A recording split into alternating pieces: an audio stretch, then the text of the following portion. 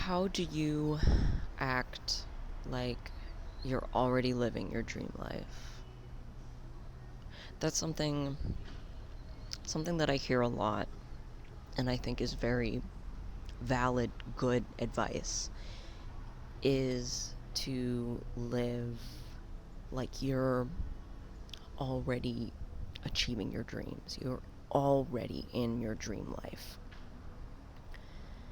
And it's something that I've taken to heart, but it's very it's very difficult. How do you live your dream life when you're struggling with poverty, with homelessness, with unemployment? How do you live like your dream life has already started when you're struggling with such massive issues? And despite dealing with all of these things, I've still managed to start that process, to start living like I'm already living my dream life. It would be false to say that I, do it every single day. It would be false to say that that every single day I'm acting in alignment with that. But I'm trying. I think that in of itself is an accomplishment. Attempts are accomplishments, even if you don't see any sort of proof of that attempt. Even if you have nothing to show for that an attempt, that is still a build up to eventual progress. I think the key to living like your aspirations and your manifestations are already real is you have to separate your dream life from the money. You really do. That is so hard. That's so hard when you're trying to feed yourself.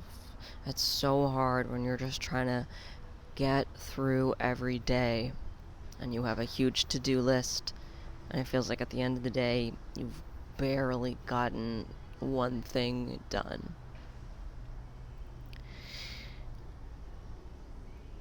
You have to live in a bit of delusion. You have to live in a bit of delusion. You have to imagine your dream life like it's a movie montage. Like, what's the montage that happens that shows how you, the main character, starts your day? What's the montage that shows your character going about living their life? And maybe it's not quite the dream life yet. Maybe it's like the montage of like work towards the dream life, but it's like establishing all of the like habits and behaviors that like are admirable, that are, I don't want to say glamorous because they're not glamorous, but they're romanticized, I guess is the word, romanticize your hard work. Let me give a first example of how I started building my dream life from a rubble of very little. first thing I did was I focused on my morning routine. And I did that thing where I imagined if my life was a movie. If my life was a movie and I was living that dream paradise life, that goal, what would my morning routine look like? And obviously I couldn't replicate it exactly because of my circumstances, but I would pick one thing a day, one thing a week. This is one thing that I want to do. This is one part of my morning routine that will set me up for success. This is one thing that's in my dream life that I want to incorporate in my current life.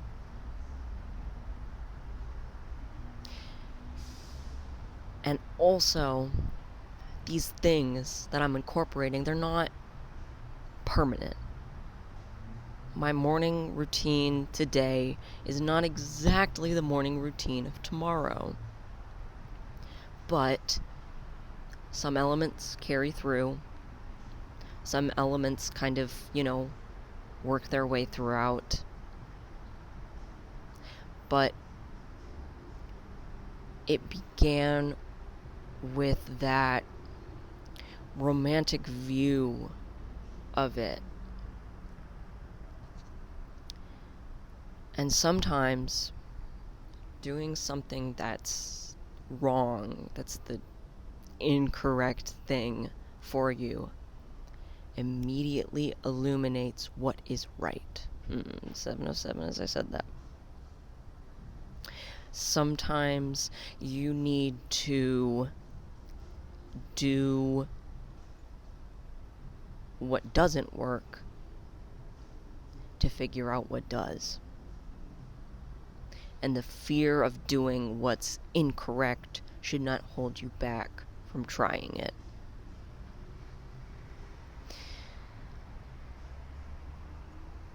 Things will align little by little. You cannot do everything at once. You cannot imagine this dream life. Imagine this, movie montage of how you live your life and then expect it all to just come together like that. Let me use a chiropractic stuff. Let me use that as an example. I'm very anti-chiropractor stuff. Oh my god, my words are... I'm very anti-chiropractor. Some of that stuff is really scammy. Some of that stuff is like real pseudoscience. But the main reason that I don't like it is because snapping your body into alignment like that, like major shifts to your body, this is how your body is supposed to be. That's not gonna do you any good. Your body is going to go from one extreme to another. Your body is going to go from positioned in one way to the way that it's supposed to be. And your body's just going to want to go back to how it was before. You're going to be in so much pain because there's the position your body has been snapped into, and then there's the position that your body was resting in. And maybe your body wasn't resting in or functioning in a way that it should have been, maybe your spine was out of alignment, your hips were out of alignment, all of these important things were not in the right positioning. But doing such a drastic change is not going to help your body. It's gonna, you're just going to try to revert back to what it was doing before. Your body's going to go kind of, well, this is what we were comfortable doing. This is how we were doing it before. I just want to go back to it. And that can be said for every part of your life. That's why taking it one little piece at a time. What's one thing you can do to your morning routine? What's one thing you can implement this week? I really think taking it week by week is very helpful too, because focusing on that one thing day by day, it helps you analyze, okay, how does this thing affect my life? How is this thing improving my life? You know, how does brushing my teeth in the morning, how does that affect my morning? Oh, this is pretty easy. I did that 3-4 days in a row. Let me brush my teeth and wash my face in the morning. Oh, you added 2-3 things too much, and all of a sudden you've lost all of them. Slowly, bit by bit, build up that morning routine.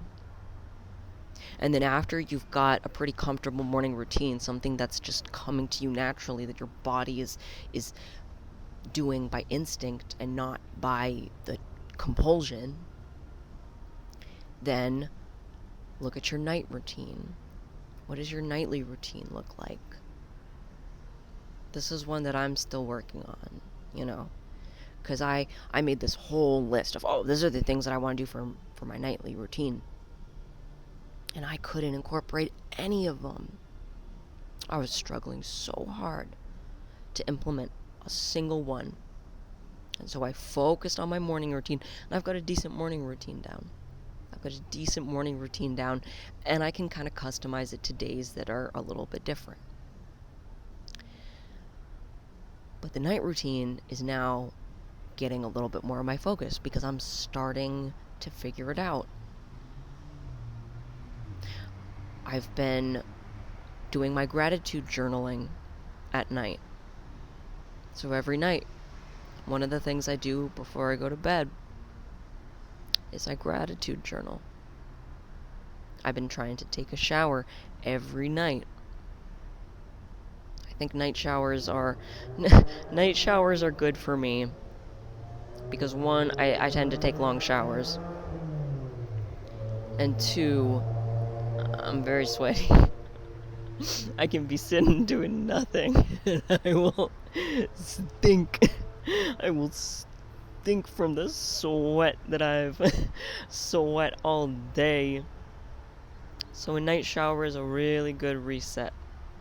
And figuring that out really helped me build my night routine.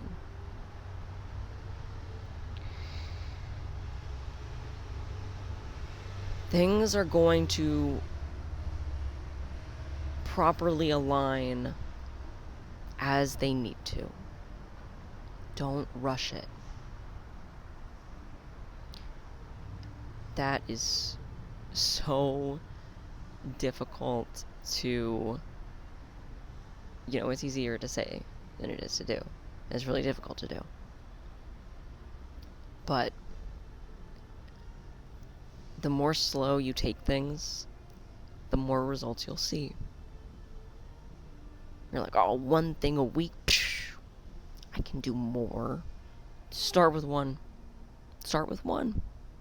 Maybe you can do more next week.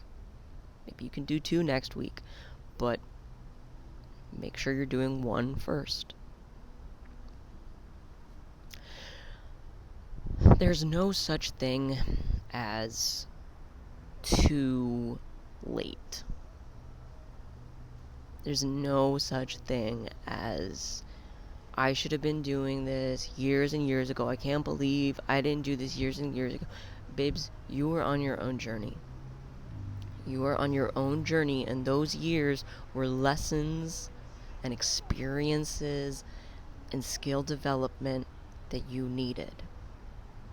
Maybe you could have done things differently. Maybe you could have... No, stop that talk. You made the choices that you did, and there's no point in sitting here regretting those choices. You learned from them. You can analyze those choices and you can forgive yourself because no one else was in your situation. No one else can say, well, I would have made a better choice than that if I was in your situation. How do you know that?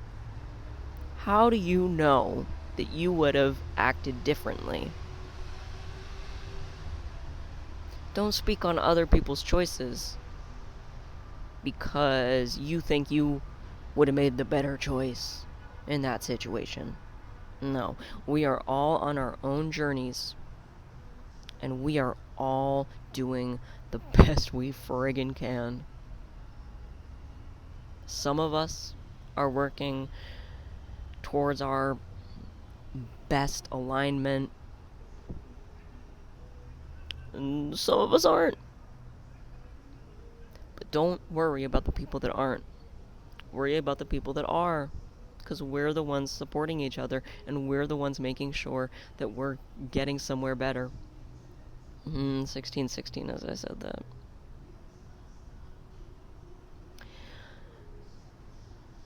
It's not a failure of you. It's not your failure to be in a place in your life where you're not happy. It's a failure of the world, certainly. A world that has not supported you, that has not encouraged that self-actualization. I think so much about Maslow's hierarchy of needs. Because if you didn't know, Maslow's hierarchy of needs was stolen from the Blackfoot Nation, who he spent considerable time with. And he took the bottom of their pyramid. He took Maslow's hierarchy of needs. He just took the bottom. The bottom is self-actualization. And he boop, boop, boop, boop, boop, outlined all of those needs that one needs to reach self-actualization. And he gave it to capitalism and said, here you go. This is how you can manipulate people. This is how you can keep people oppressed. This is how you can keep people doing what you want them to do, because you have kept them in a state of desperation, because they have not reached a point of self-actualization. They could not, because they did not have all of these needs met. In truth, that Maslow's hierarchy of needs, that's just the base. That's just the base. The Blackfoot Nation believes that the self-actualization is the base. And once every individual reaches self-actualization, then you get community actualization. And when your community has come together as a whole bunch of aligned individuals, then you get cultural perpetuity. Your community that is full of actualized individuals creates things that are bigger than just that society, that community, that moment in time. When you have a community of self-actualized people, and your community, your society reaches actualization, you create things that are bigger than just you. You create things that transcend time and space. You make a lasting impact on the world that is bigger than just the individuals. Those individuals reach self-actualization, and that's beautiful. That community really reached actualization, and that's beautiful. But more than anything, they made a mark on the world that carries on beyond their name, beyond ownership. Like we own ideas, like humans own ideas. It's much bigger than that. So, as we're working towards alignment, as we're working towards our own self-actualization, which is so difficult in this brutal, miserable world. I started off this talking about how do you act like you've already reached your dream life. And I gotta tell you, you cannot build a dream life off of money. You can't. I am not saying you don't need money. I'm not saying you shouldn't be working towards money. You should. We need more good people in this world with tons of money. We need a lot of good people in this world who put a whole bunch of money into making this world a better place. We do. In my opinion, we also need to end capitalism, but those two things will go hand in hand. We will make capitalism obsolete by using our money for good. But we cannot base our dream life off of money. We have to build a dream life off of something much more genuine. I am building that dream life from a base of nothing. Imagine how much more that dream life is going to skyrocket into something so beautiful when I do have the money.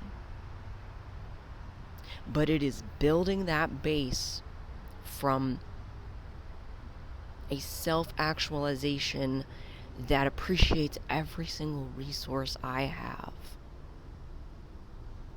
It appreciates the place I'm staying. It appreciates every dollar of EBT I have and every piece of food that I can get in my body. It appreciates the $4 I found on the ground today. That appreciation, that gratitude will help build that dream life. If you cannot be happy with nothing, then you will not be happy with everything money can buy. It's an unfortunate truth. And I'm not saying these struggles are not legit. I'm dealing with the worst of the worst right now. But ironically, it's dealing with the worst of the worst that has led to these realizations. It's staying stuck in the rat race that keeps you at a level of misery that they want you to. Because in that level of misery, you're not going to reach self-actualization. When you think that the dream life can be achieved strictly by money, instead of amplified by money, you're never going to be happy. So, work towards that dream life. Build that dream life one thing at a time. Let people be wrong. Let people be wrong about you. Let people be wrong about how you live your life. Let people be wrong about everything that they see on you, in you, around your circumstances. Let them be wrong. Because in the end, you will reach alignment. If others don't reach alignment, there's not much you can do about that. You can try to spread your healing as much as possible, but there's not much else you can do about that. We can make an actualized community, but that actualized community has to be made up of actualized individuals. And that is the contradiction of caring for oneself versus caring for others. It's always the people who give too much who aren't willing to think about putting themselves first. And it's always the people who only put themselves first that live in terror of anyone abusing their kindness, anyone taking advantage of them. It's those people who never think about how they can actually help their community. And their community service, their volunteering is built from a fragile, insecure ego that needs constant patting. I'm doing good, I'm doing good, I'm doing good.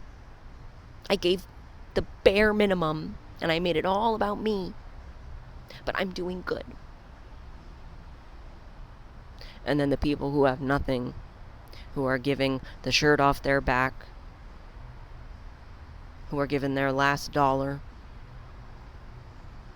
they're getting constantly beaten down. And how do you find that balance? How do you find that balance? And I would argue, when you reach self-actualization, that's the balance. And then we can make a community that becomes actualized. So I guess that's why I'm posting these videos, because I'm trying to build an actualized community. 27, as I said that.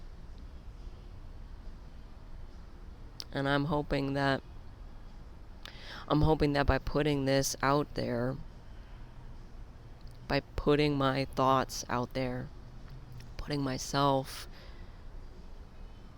ramblings out there, that it brings in other folks who are trying to build their dream life, trying to reach that self-actualization. And I know that we can do it. I know that we can make it happen. I know that we can balance taking care of ourselves and taking care of others. It's crazy how difficult it is, but it is possible. It is possible in this brutal, cruel world. It is possible in this world that runs off of abuse and cruelty. It is possible. I'm figuring out how. But I hope this gave you some insight into how you can realistically build your dream life. Because I know a lot of people look at kind of spiritualists as some bullshit. And I've talked about grifters before. And I think people even look at, like, non-grifting spiritualists as like, oh, well, that's a whole bunch of bullshit. And I don't think that's true at all. I think that I can understand why people think it's bullshit, though. I can. Because it's my absolute delusion that is the only reason that I internalized these messages in a state of extreme mental unwellness and poverty and unemployment and homelessness. That's so much. Those are like the real problems that people are dealing with. When people like roll their eyes at spiritualists, a lot of time it's because it's like, well, I'm dealing with major friggin' problems. Like, how am I gonna ooh my way out of this? Well, here's how. Let me tell you. Let me tell you. And it's not to say that, I have a lot of my base needs being met. I have a lot of my base needs being met that a lot of folks don't have. I am not gonna pretend that for a second. Nope. Nope, I got a man who makes sure, no matter how mad he is at me, he makes sure that I have a bed to sleep in, a roof over my head, a shower to use, a kitchen to cook in. Always make sure of that. I've had others open up their home to me too. So I'm not going to pretend like I'm not blessed to have those resources, because some folks don't. Some folks do not. And simultaneously, I do think that these concepts, that these beliefs, no matter how